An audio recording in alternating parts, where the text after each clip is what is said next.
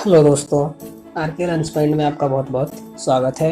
मेरा नाम है राहुल राज और आज से मैं आपकी बिजनेस स्टडी की सीरीज स्टार्ट कर रहा हूं, जिसमें कि बिजनेस स्टडी आपका जो है कि हिंदी लैंग्वेज में होगा, 12वीं कक्षा वालों के लिए होगा और सीबीएसई का सिलेबस होगा। ठीक है। और ये वो बुक है जिससे मैं आपको पढ़ाऊँगा, जिसके राइटर आर के सिंगला हैं। ठीक है। तो आज से मैं आपकी ये सीरीज स्टार्ट कर रहा हूँ और इस सीरीज में मैं आपके पूरे बिजनेस स्टडी की सिलेबस को कवर करूँगा। ठीक है। तो आज मैं आपके बिजनेस स्टडी का चैप्टर फर्स्ट प्रबंध की प्रकृति और महत्व की एक्सरसाइज 1.1 के साथ हाजिर हूँ। अगर आप नोट्स लेना चाहते हैं तो उसका लिंक भी मैं आपको डिस्क्रिप्शन में दे दूंगा, वहाँ से जाकर आप नोट्स को डाउनलोड कर सकते हैं। ठीक है। तो चलिए बिना देर के इस वीडियो को स्टार्ट करते हैं। तो आज की इस एक्सरसाइज 1.1 में हम प्रबंध का परिचय जानने वाले हैं कि जैसे हमारा इंट्रोडक्शन होता है वैसे ही प्रबंध का इंट्रोडक्शन क्या है। तो स्टार्ट करते हैं और सबसे पहले जान लेते हैं प्रबंध की परिभाषा क्या होती है। ठीक है। तो इसका अभिप्राय उस प्रक्रिया से है जिसमें काम को कुशल एवं प्रभावी ढंग से करने के लिए कार्यों के एक समूह को संपन्न किया जाता है। ठीक है। मतलब प्रबंध एक ऐसी प्रक्रिया है जिसमें किसी भी काम को कुशल एवं प्रभावी ढंग से करने के लिए कार्यों के एक समूह को संपन्न किया जाता है। यहाँ पर कार्यों के समूह का मतलब प्रबंध के कार्यों से। ठीक है। जो कि प्रबंध के 5 कार्य हैं, उन्हीं कार्यों को यहाँ पर समूह कहा गया है। ठीक है। तो अब आगे चलते हैं और हम देख लेते हैं प्रभावपूर्णता और कुशलता, इन दोनों में क्या अंतर है और इन दोनों का क्या मतलब है, क्या अर्थ इनका होता है। तो ये प्रभावपूर्णता और कुशलता, तो इनका अर्थ देखते हैं सबसे पहले कि इनका मतलब क्या होता है। तो प्रभावपूर्णता, इसका अभिप्राय काम को समय पर पूरा करने से है, चाहे लागत कितनी भी आए। मतलब जो प्रभावपूर्णता है इसमें कोई भी काम हो उसको समय पर खत्म करने से है। ठीक है। उसमें चाहे कितनी भी लागत आ जाए उससे कोई परेशानी नहीं है, बस काम समय पर खत्म होना चाहिए। अब कुशलता, तो इसका अभिप्राय काम को न्यूनतम लागत पर पूरा करने से है, चाहे समय कितना भी लगे। ठीक है। इसका मतलब ये है, मतलब प्रभावपूर्णता का जस्ट अपोजिट है ये। ठीक है। इसमें क्या है कि काम को न्यूनतम लागत पर पूरा करना है, समय चाहे कितना भी लग जाए। मतलब एक काम को पूरा करने में हमें कितना भी समय लग जाए उसकी कोई बात नहीं, लेकिन इसमें लागत कम होना चाहिए, कम से कम लागत पर उस कार्य को पूरा करना होता है। ठीक है। तो ये है इन दोनों की परिभाषा। अब इन दोनों का उद्देश्य देख लेते हैं। तो प्रभावपूर्णता का उद्देश्य होता है अंतिम परिणामों को समय पर प्राप्त करना। मतलब जो भी इसके परिणाम है, जो भी इसके उद्देश्य हैं, उसको समय पर प्राप्त कर लेना इसका उद्देश्य होता है। और कुशलता का लागत लाभ विश्लेषण, मतलब कि उस काम को करने में कितनी लागत आई, उस पर कितना लाभ हुआ, इनका विश्लेषण करना। मतलब इसमें इसलिए किया जाता है क्योंकि इसका उद्देश्य क्या है, न्यूनतम लागत पर, किसी भी काम को न्यूनतम लागत पर पूरा करना। इसीलिए यहाँ पर इसकी लागत को देखा जाता है और उसमें ये देखा जाता है कि इस पर लाभ कितना हुआ। ठीक है। तो लागत लाभ का विश्लेषण इसमें किया जाता है, इसका उद्देश्य ये है। अब इनका मुख्य केंद्र क्या होता है। तो प्रभावपूर्णता का मुख्य केंद्र होता है समय, कोई भी कार्य हो समय पर हो, लेट ना हो, देरी से ना हो। और कुशलता का है लागत, कोई भी कार्य हो न्यूनतम लागत पर हो, कम से कम लागत पर कार्य को पूरा किया जाए। इसमें समय कितना भी लग जाए कोई बात नहीं है, कोई भी प्रॉब्लम नहीं है समय से। ठीक है। तो ये है प्रभावपूर्णता और कुशलता। तो अब मैं आशा करता हूँ कि आप प्रबंध की परिभाषा और प्रभावपूर्णता और कुशलता को समझ गए होंगे, इन दोनों के डिफरेंसेस को भी अच्छे से समझ गए होंगे। अब आपको इनमें कोई भी परेशानी नहीं होगी। तो चलिए आगे चलते हैं। तो अब देख लेते हैं प्रबंध की विशेषता। तो सबसे पहला है प्रबंध उद्देश्य प्रधान प्रक्रिया है। प्रत्येक संगठन एक विशेष उद्देश्य की प्राप्ति हेतु स्थापित होते हैं। सभी संगठनों का उद्देश्य भिन्न हो सकता है। ठीक है। तो इसका मतलब ये है कि जब भी संगठन स्थापित होता है तो वह किसी न किसी विशेष उद्देश्य की प्राप्ति के लिए ही स्थापित होता है। ठीक है। तो एक बार में हो सकता है कि कई संगठनें स्थापित हो रही हों, तो क्या उन सभी संगठनों का उद्देश्य एक ही होगा? नहीं, ऐसा नहीं होता। सभी संगठनों का उद्देश्य अलग अलग होता है। जैसे कोई उत्पादन संगठन है तो उसका उद्देश्य क्या होगा? उसका उद्देश्य हो सकता है अधिकतम लाभ कमाना, क्योंकि जितनी भी संगठनें होती है उत्पादन वाली, उनका ज़्यादातर उद्देश्य लाभ कमाना ही होता है, ठीक है। किसी ने स्कूल स्थापित किया तो उसका उद्देश्य क्या होगा? उसका उद्देश्य ये होगा कि वह उसका स्कूल अच्छा चले, ठीक है, उसके स्कूल का रिजल्ट अच्छा है, ठीक है, टॉप स्कूलों में वो रैंक करे, ये उनका उद्देश्य हो सकता है। इसी प्रकार सभी संगठनों का उद्देश्य अलग अलग हो सकता है, ठीक है। इसलिए कहा गया उद्देश्य प्रधान प्रक्रिया है। कौन है? प्रबंध, ठीक है। अगला है प्रबंध सर्वव्यापक है। यदि किसी क्रिया में से प्रबंध को घटा दिया जाए तो शेष कुछ नहीं बचता। यहाँ क्रिया का अर्थ व्यावसायिक व गैर व्यावसायिक क्रियाओं से है, ठीक है। प्रबंध सर्वव्यापक है इसलिए कहा गया है क्योंकि ऐसा कोई भी कार्य नहीं है जिसको प्रबंध से ना किया जाता हो, मतलब जिसमें प्रबंध शामिल ना हो, उपस्थित ना हो। सीधे शब्दों में बताऊं तो ऐसा कोई भी कार्य नहीं है जो प्रबंध के बिना पूरा होता हो, ठीक है। इसके लिए मैं आपको उदाहरण दूं तो जैसे अगर आपको ऑमलेट बनाना है तो ऑमलेट बनाने के लिए भी आपको प्रबंध करना पड़ेगा। आप बोलेंगे कैसे? तो ऑमलेट बनाने के लिए आपको सबसे पहले अंडे का प्रबंध करना पड़ेगा, ठीक है। उसके बाद उसमें जो भी सामग्री डाली जाती है उन सारी सामग्रियों का प्रबंध करना पड़ेगा। उसके बाद आप ऑमलेट बना के खा पाएंगे, ठीक है। तो ऐसी और जितनी भी कार्य होते हैं, कोई सा भी ऐसा कार्य नहीं है जिनके लिए हमें प्रबंध ना करना पड़े, ठीक है। यहाँ तक कि रोटी पकाने के लिए भी प्रबंध करना पड़ता है। आटा लाओ पहले, फिर उसको गूथो, फिर उसकी लोई बनाओ, फिर उसको बेलो, फिर तवे पे डालो, तब जाके रोटी बनती है। तो इसी प्रकार जितने भी कार्य होते हैं सभी में कुछ ना कुछ प्रबंध करना पड़ता है। बिना प्रबंध के कोई सा भी कार्य संपन्न नहीं होता, ठीक है। तो इसीलिए प्रबंध सर्वव्यापक है।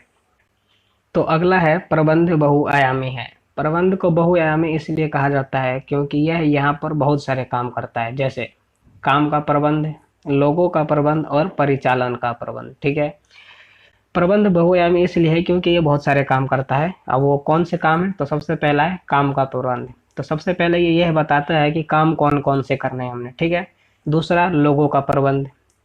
अब जो काम बता दिए इसने बहुत सारे कि ये काम करने हैं, तो उसको करने के लिए लोग तो चाहिए, कर्मचारी भी तो चाहिए, क्योंकि एक अकेला व्यक्ति इतने सारे काम तो कर नहीं पाएगा। इसलिए यहाँ पर ये लोगों का प्रबंध करता है, यानी कर्मचारियों का प्रबंध करता है। अगला है परिचालन का प्रबंध। परिचालन, परिचालन का मतलब यहाँ पर ऑपरेशन से है, ठीक है। ऑपरेशंस जो कि एक संगठन में छोटे छोटे ऑपरेशंस होते हैं, जैसे कि उत्पादन, क्रय विक्रय, विपणन, विज्ञापन, ठीक है। ये जितने भी ये छोटे छोटे कार्य हैं, इनको ऑपरेशन यानी हिंदी में परिचालन कहते हैं। तो इन सब का प्रबंध भी कौन करता है? खुद प्रबंध ही करता है। इसलिए इसको प्रबंध को बहुआयामी कहा जाता है, ठीक है। अगला है प्रबंध एक सतत प्रक्रिया है, और ये जो विशेषता है ये पूरे बिजनेस स्टडी में हर एक विशेषताओं में ये आएगा और सबका मतलब एक ही होगा, जो मैं आपको अभी बताऊंगा, ठीक है। तो प्रबंध कोई ऐसी प्रक्रिया नहीं है जिसे हमेशा के लिए एक ही बार में कर लिया जाए। मतलब इसका मतलब ये है कि प्रबंध कोई ऐसी प्रक्रिया नहीं है जिसे हमेशा के लिए एक ही बार में तैयार करके रख लिया जाए ताकि दोबारा उसे ना बनाना पड़े, ठीक है। ऐसा कुछ नहीं है। प्रबंध को हमें परिस्थिति के अनुसार बार बार बनाना पड़ता है, क्योंकि आज कुछ और परिस्थिति है, कल कुछ और परिस्थिति होगी। तो इस अनुसार ही प्रबंध को हमें बदलना पड़ता है, ठीक है। अगला है प्रबंध एक समूह क्रिया है। एक संगठन में संगठनात्मक उद्देश्यों की प्राप्ति हेतु विभिन्न क्रियाएं की जाती हैं जिन्हें एक व्यक्ति पूरा नहीं कर सकता। जब एक संगठन स्थापित होती है तो जो संगठन का उद्देश्य होता है उसको प्राप्त करने के लिए बहुत सारी क्रियाएं होती हैं जिनको कि बहुत सारे लोग मिलकर कार्य करते हैं, क्योंकि एक व्यक्ति बहुत सारे काम नहीं कर सकता, ठीक है। इसलिए जो प्रबंध है वो एक समूह क्रिया है, ठीक है। अगला है प्रबंध एक गतिशील कार्य है। प्रत्येक संगठन परिवर्तनशील वातावरण में स्थापित होता है और जीवित रहता है। अब जो संगठन होते हैं वो परिवर्तनशील वातावरण में स्थापित होते हैं, क्योंकि जो वातावरण है वो परिवर्तनशील होता है, कभी भी इसमें कुछ भी परिवर्तन हो जाता है, ठीक है। तो इसलिए ये परिवर्तनशील वातावरण में स्थापित होते हैं और उसी में जीवित भी रहते हैं। अगर ये जीवित रहना चाहते हैं लंबे समय के लिए तो उनको वातावरण के साथ खुद को परिवर्तित करते रहना पड़ेगा। अगर उन्होंने वातावरण का सामना नहीं किया तो वो लंबे समय तक जीवित नहीं रह पाएंगे, ठीक है। तो इसलिए प्रबंध को एक गतिशील कार्य कहते हैं, क्योंकि प्रबंध है जो वो वातावरण के साथ परिवर्तित होता रहता है। अगला है और लास्ट है ये प्रबंध एक अदृश्य शक्ति है। प्रबंध वह शक्ति है जिसे देखा नहीं जा सकता लेकिन महसूस किया जा सकता है, ठीक है। प्रबंध एक वह शक्ति है जिसको हम देख नहीं सकते लेकिन महसूस कर सकते हैं, जैसे कि हवा। हवा को देख नहीं सकते लेकिन महसूस कर सकते हैं कि हाँ हवा चल रही है, ठीक उसी प्रकार से प्रबंध भी है। ठीक है। एक एग्जाम्पल और दूं, जैसे एक स्कूल का प्रिंसिपल है, उसे पता लगा कि मेरा स्कूल अच्छा है, तो क्या उसने स्कूल को देखकर बताया कि अच्छा है? नहीं, उसने उससे महसूस हुआ कि उसका स्कूल अच्छा चल रहा है। कैसे? सारे टीचर है जो अपने टाइम पर काम कर रहे हैं, बच्चे अच्छे से पढ़ रहे हैं, उसके स्कूल का रिजल्ट अच्छा आ रहा है, तो उससे उसको महसूस हुआ कि हाँ मेरा स्कूल अच्छा चल रहा है। ठीक है। तो ये है जो कि प्रबंध एक अदृश्य शक्ति है जिसे हम देख नहीं सकते लेकिन महसूस कर सकते हैं। तो यहाँ पर हमने प्रबंध के विशेषताएं पढ़ लिए। अब देख लेते हैं कि प्रबंध के उद्देश्य क्या क्या होते हैं, कौन कौन से होते हैं। तो प्रबंध के 3 उद्देश्य होते हैं। पहला है संगठनात्मक, दूसरा है सामाजिक और तीसरा है व्यक्तिगत। ठीक है। तो आइए इन तीनों को भी विस्तार पूर्वक समझ लेते हैं। तो सबसे पहले है संगठनात्मक उद्देश्य। इसका अभिप्राय संगठन में उपलब्ध मानवीय व भौतिक संसाधनों का उपयोग सभी हितार्थियों के हित में करने से है। इसके 3 आर्थिक उद्देश्य होते हैं: जीवित रहना, लाभ कमाना और विकास। ठीक है।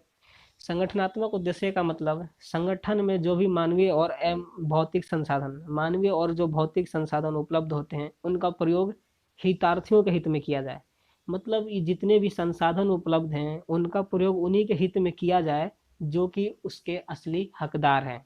ठीक है। मतलब जो भी संसाधन है उनका फालतू का बर्बादी ना हो, इधर उधर फैलाया ना जा सके, बर्बाद ना हो सके, वेस्ट ना हो।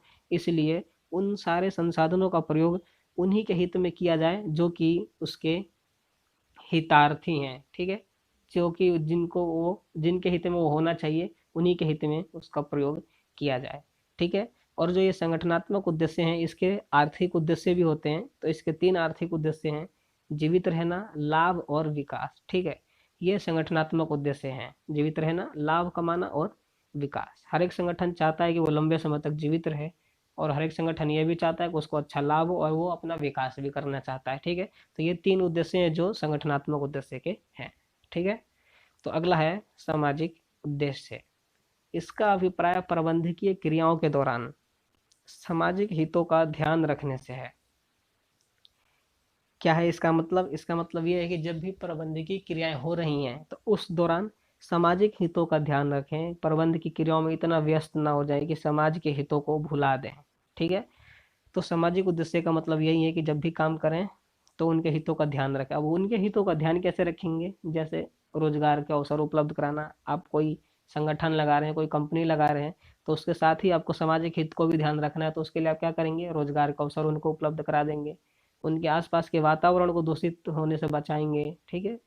तो जितने भी ऐसे कार्य हैं वो सामाजिक उद्देश्यों की पूर्ति के लिए किए जाते हैं। ठीक है। तो ये था हमारा सामाजिक उद्देश्य। अब देख लेते हैं व्यक्तिगत उद्देश्य कौन से होते हैं, क्या इसका मतलब होता है। तो इसका अभिप्राय कर्मचारियों के संदर्भ में निश्चित किए जाने वाले उद्देश्यों से है। व्यक्तिगत उद्देश्य का मतलब क्या है? व्यक्तिगत उद्देश्य का मतलब कर्मचारियों के संदर्भ में, मतलब कर्मचारियों के संदर्भ में जो भी निर्णय लिए जाते हैं, जो भी निश्चित किए जाते हैं, उन उद्देश्यों से है कि कर्मचारी के लिए कौन से उद्देश्य निश्चित किए गए हैं। जैसे कि इनकी जो कर्मचारी होते हैं, जो कि व्यक्तिगत उद्देश्य होता है इनका, उनका क्या होता है? वित्तीय आवश्यकता है। वित्तीय आवश्यकता में कर्मचारी चाहता है उसको अच्छा सैलरी मिले, बोनस मिले, ठीक है, लाभ भागिता मिले, सहभागिता मिले। जितनी भी ये आवश्यकताएं वो सारी होती हैं वित्तीय आवश्यकता में, जो कि कर्मचारी प्राप्त करना चाहता है। इसके बाद कर्मचारी की एक दूसरी आवश्यकता होती है सामाजिक आवश्यकता। इसका मतलब ये होता है कि कर्मचारी जहाँ पर जिस स्थल पर कार्य कर रहा है वहाँ का उसके जो सामाजिक आवश्यकता है वो पूरी हो। सामाजिक आवश्यकता का मतलब उसका सम्मान करें। ठीक है। आपस में उसका भी कोई एक लेवल हो, उसके ऊपर उससे बातचीत की जाए, आपस में दोस्ती करके रखें, मतलब आपस में मिलजुल कर रहें। ठीक है। तो ये सामाजिक आवश्यकताएं होती हैं। अगला है उच्च स्तरीय आवश्यकताएं।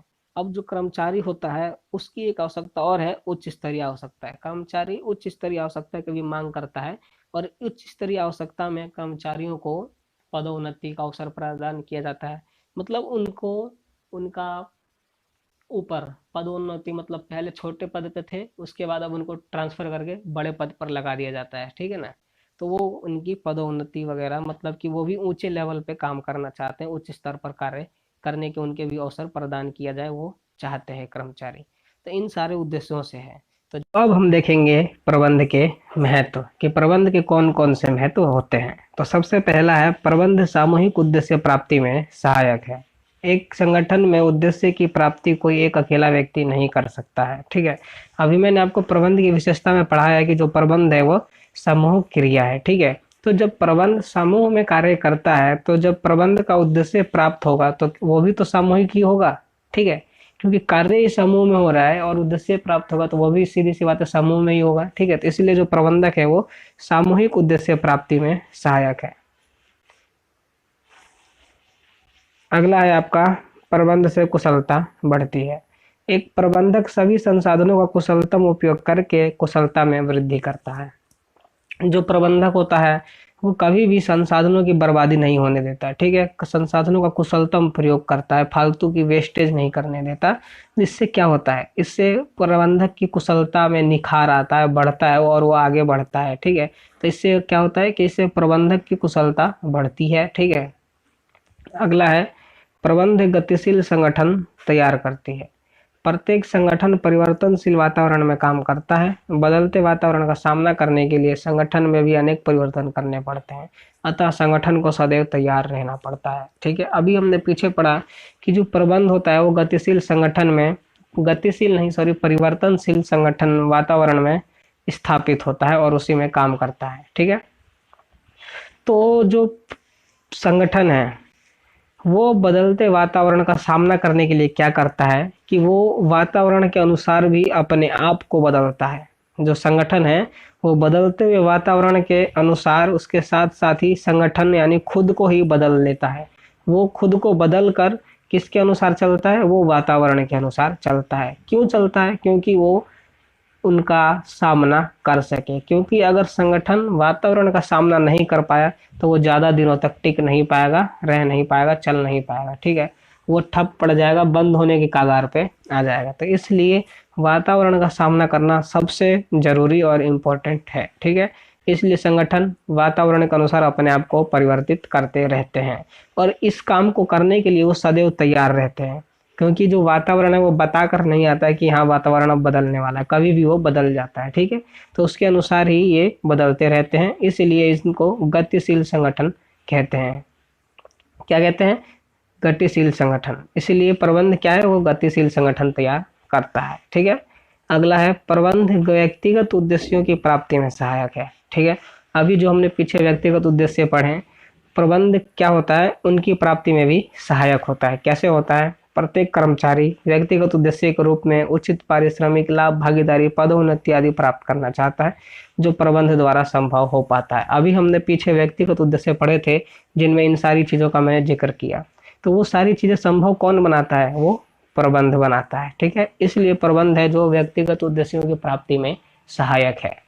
अगला है, प्रबंध समाज के विकास में सहायक है। ये भी हमने पीछे पढ़ा, सामाजिक उद्देश्य पीछे पढ़े हमने। अभी वही बात यहाँ पर है कि जो प्रबंध है वो सामाजिक विकास में सहायक है। सहायक है कैसे है कि जैसे कोई संगठन या वो सॉरी कारखाना कहीं स्थापित कर रहा है, तो वो जब भी प्रबंध की क्रियाएं करेगा प्रबंधक, तो प्रबंध की क्रियाओं करते दौरान उसको समाज के हितों का ध्यान रखना पड़ता है। ऐसा नहीं है कि वो अपने कार्य में मगाने और समाज के हितों को भूल जाए, ऐसा नहीं हो सकता।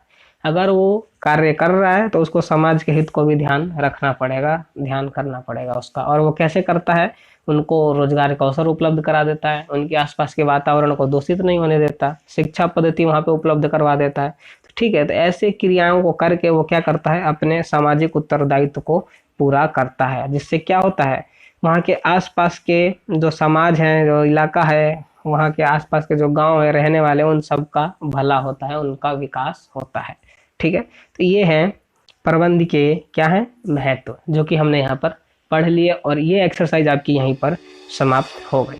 तो मैं आशा करता हूँ कि आपको आपकी ये एक्सरसाइज 1.1 अच्छे से समझ में आई होगी और आपको कोई भी कन्फ्यूजन अब नहीं रह गया होगा। अगर फिर भी अगर कोई आपको कन्फ्यूजन रह गया है तो आप कमेंट करके उसे बता सकते हैं, मैं आपका कमेंट का रिप्लाई ज़रूर करूँगा।